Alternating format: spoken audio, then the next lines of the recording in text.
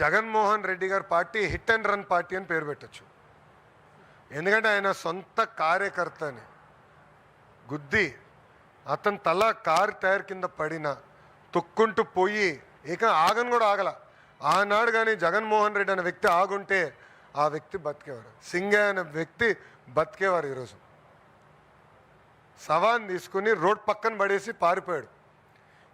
నిజంగానే చిత్తశుద్ధి ఉంటే ఎందుకు కోర్టుకెళ్ళాడు? ఆయన కోర్టుకెళ్ళి ఎందుకు స్టే తీసుకొచ్చుకున్నాడు ఇన్వెస్టిగేషన్ పైన? ఎంత అన్యాయమో చూడండి. అంతేకాదు ఈరోజు వాళ్ళ పార్టీకి చెందిన ఒక మాజీ శాసనసభ్యుడు, నేను డాక్టర్ అని గొప్పలు చెప్పుకునే వ్యక్తి, మాజీ మంత్రి, వాళ్ళ కొడుకు యాక్సిడెంట్ చేశాడు. 18 సంవత్సరాలు. Is a major, is not a minor. 18 సంవత్సరాలు కుర్రోడు యాక్సిడెంట్ చేశాడు. యాక్సిడెంట్ చేసిన తర్వాత ఏం చేయాలి? బాబు ఆ క్షణంలో భయం ఉండుండొచ్చు. ఏం చేస్తాడు? ఇంటికి వస్తాడు. అప్పుడు తల్లిదండ్రుల పైన ఉన్న బాధ్యత ఏంటి?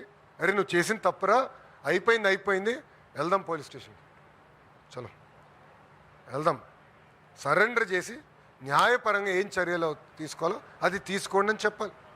తెలంగాణలో ఇట్లనే ఒక కేంద్ర మంత్రి పైన కొడుకు పైన ఆరోపణలు వస్తే ఆ మంత్రి ఏం చేశాడండి? వాళ్ళ అబ్బాయిని తీసుకెళ్ళి నిలబెట్టాడు. లీగల్ రిక్వెస్ట్ ట్రై చేశాడు. దాని తర్వాత అబ్బాయిని తీసుకెళ్ళి నిలబెట్టాడు.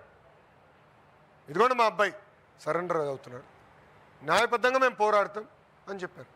అది చేయకుండా ఎంత చులకంగా చెప్తున్నాడని. ఒక వ్యక్తి చనిపోయాడు. దాంట్లో కుటుంబం ఉంటుంది, తల్లిదండ్రులు ఉంటారు, భార్య ఉంటుంది, పిల్లలు ఉంటారు. ఇంత సింపుల్గా చెప్పేస్తున్నాడు. ఏమవుతుందంటాడు? అంటే ఎక్కడ పోతున్నావు అంటే మీ బాబాయిని చంపేశారు. అట్టనే ఆయనే చంపించాడు. వాళ్ళ బాబాయిని జగన్మోహన్ రెడ్డి చంపించాడు. ఆనాడు నేను చెప్పా, ఈ గడప పైన నేను చెప్పా, కడపలో నేను పాదయాత్ర చేస్తున్నప్పుడు చెప్పా, సొంత బాబాయిని లేపేశాడు, తప్పు కాదంట. సింగయ్యని ఆయనే చంపేశాడు, తప్పు కాదంట. వాళ్ళ పార్టీకి చెందిన వాళ్ళు ఒక వ్యక్తిని గుద్ది చంపేస్తే అది తప్పు కాదంట. మేము చిత్తశుద్ధి ఉంది. పాప మత్స్యకారులు చనిపోతే మా మంత్రి గారు వెళ్ళి వాళ్ళు పరామర్శించి ఒక్కొక్క కుటుంబానికి 10 లక్షల రూపాయలు మేము అందజేశాం. ఇదే జగన్మోహన్ రెడ్డి అధికారులు ఉన్నప్పుడు 250 మంది మత్స్యకారులు చనిపోతే కనీసం ఆ కుటుంబాన్ని వాళ్ళు పరామర్శించలేదు. ₹1 ఇవ్వలా. ఆనాడు 5 లక్షల ఎక్స్గ్రేషియా, ₹1 కూడా ఇవ్వలా. ఇప్పుడు వెళ్ళి పెద్దదో చేస్తున్నట్టు సినిమా. ఎంత అన్యాయం! మా మత్స్యకార సోదరులు కూడా ఆలోచించాలని కోరుతున్నాను.